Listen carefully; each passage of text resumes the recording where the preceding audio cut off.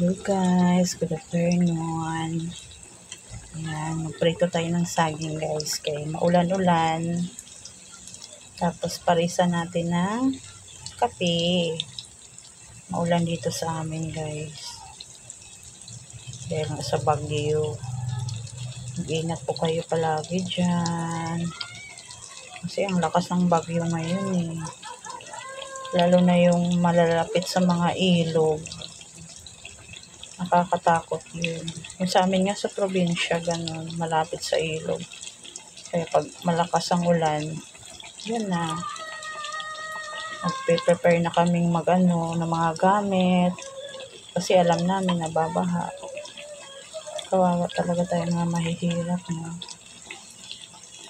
Ayan. Kunti lang asukal lang nilagay ko dyan, guys. Kasi ayoko yung maraming asukal, sobrang tamis. Gusto ko yung tama lang. Ayan. Hinati ko siya. Kasi, pag binuo ko, hindi ito magkasya. Sarap kasi yung nahati siya kay mabilis lang lumamig. Ayan. 7 piraso lang to. Kaya hati-hati lang muna. Ayan. Perfect pang merienda. Binabaliktad-baliktad ko siya para yung iba naman malagyan ng asukal.